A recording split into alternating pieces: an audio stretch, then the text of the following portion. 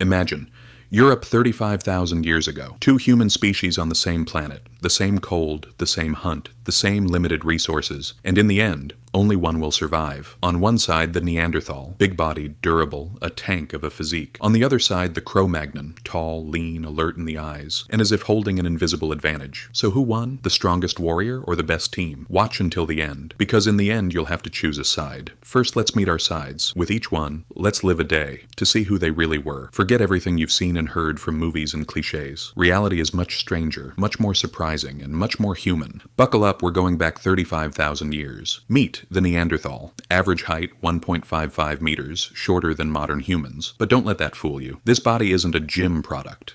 It's the direct product of the ancient age. A wide ribcage, powerful shoulders, thick, large, solid bones. A body anatomy adapted to close combat, impact, harsh conditions, and the most surprising detail, brain size. According to research, Neanderthals' brain volume was often close to modern humans, and in some cases a bit larger. But the real issue isn't size. The issue is under what conditions that large brain was operating. Their facial features are also striking. Pronounced brow ridges, a wider nose structure that warms the breath in cold weather, powerful jaw muscles. Honestly, if he walked into the metro now, you'd think he's a mountain man who overdid the protein powder and forgot to shave for 3 months. With those brows, he wouldn't even need a visor to stay out of the sun. But he isn't a mountain man. He is the representative of a species that survived in Europe for 100,000 years. Now the other side, the Cro-Magnon, generally taller than the Neanderthal, slimmer, more mobile. This means in the same cold, on the same walk, in the same hunt, the energy cost could be lower, less energy spent, more time. More time means more attempts. More attempts means faster learning. Their facial features are more similar to modern humans. A higher forehead, a more defined jawbone, a more delicate physique. But the truly critical point is here. The Cro-Magnon's advantage isn't in individuals. It's hidden in the community. Because the Cro-Magnon isn't only hunting, the Cro-Magnon is organizing. They unite. They think. They speak. They plan. They share. They learn. They teach. They build networks. Dawn. Ice Age Europe. The air is below -30. In the cave, the fire is now just embers. The Neanderthal opens his eyes. Beside him, his mate, his children, maybe a few close relatives. A small family in total. 5 to 10 people. This matters because a small group means less division of labor, less specialization, fewer backup plans. The Neanderthal knows how to keep order. He makes tools, preserves fire, shares the hunt. They are not stupid, not savage. Not at all. But there is a difference in clothing. It's known that Neanderthals used clothing, but cutting and sewing may not always have been at the same level. Some solutions may have remained more practical and more primitive. Now, another cave 100 kilometers away, the Cro-Magnon wakes up, and there is no silence in the cave, because there's a crowd here too. 30 to 40 people,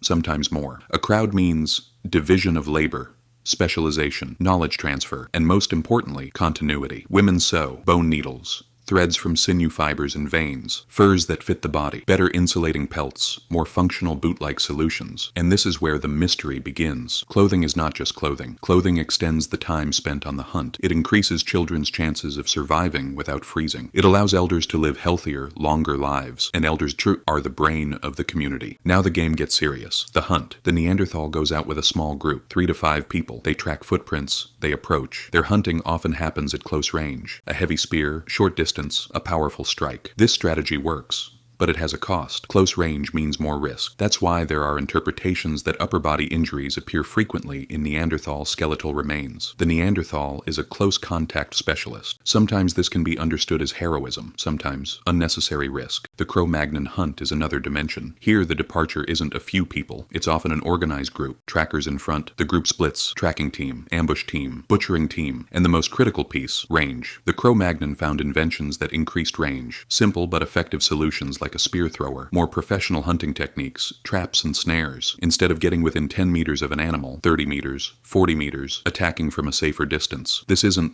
less courage. This means fewer losses. And in this process, that is what determines the winner. The sun is setting, and now the real confrontation begins. Social life, in a cave of 5 to 10 people, food around the fire, sharing simple stories, and the day is over. There are findings suggesting Neanderthals could care for sick and injured individuals. That means empathy. Burial practices and traces of symbolic behavior are also discussed. But the big problem is here. The Neanderthal world generally turns within a narrow circle. Few people, little contact, few new ideas.